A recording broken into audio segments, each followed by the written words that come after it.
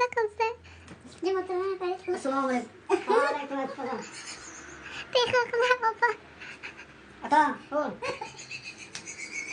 Bak kızımız diye bana veriyorum. Ha. Ulan dur. Ha. Melekte. Melekte. Sampinga. Sampinga. Ulan dur ta. Ma udah karayım, ma udah bakma ta. Allah falan sen. Zıkılmana kutan. Zıkılmana.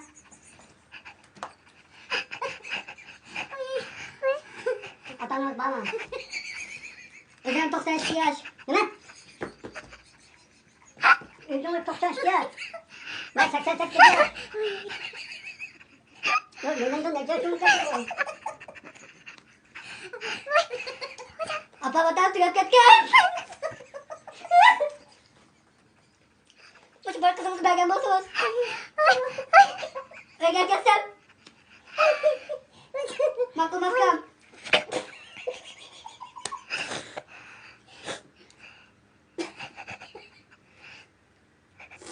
Beni ondan geçiyor, çontursunuz. Sekreterden kızımdan. İşte babama dafkam. Nasıl kapım çalıp ciddi işte. İşte babama dafkam. İşlerim bak. Bak memang hörmətləndi ox ya, ağzını dünyaya oturan sen. Ben o yerde ara oturan keser verge. Makas dünyaya oturan sen.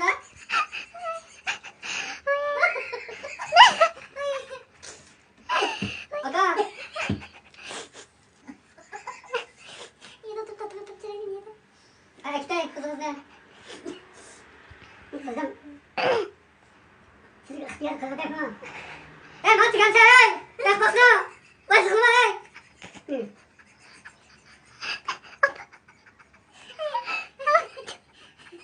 Tigre dedi. Tigre dedi mi? Kirayı. Neyse diyorsun. Ha? Tigre dedi mi kızım? Gel kılam. Gel basna hey. Ha, aşağı dedim. Kaçırın tuvatamda. Atanım yok.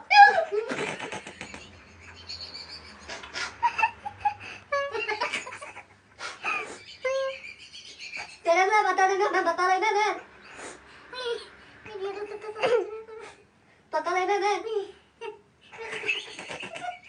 Zaten baka bunun aga ayağım var mı? Tüye tüye bu beşincisi.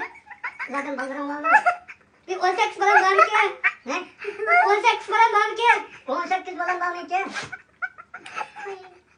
O bandırım yok, hazır evimiz işlem. Kotun elektrik aldı, elektrik gitti. Özlem yavuz kalacağım kayıp kalanda. Benim adam tutkulla. Bir dakika sen 90. Çıkıyor. 90 çıkıyor şuradan. Ben 80 Türkiye çıkacağım. Ulan ne geçiyor? Lan. Buldu. Buldu.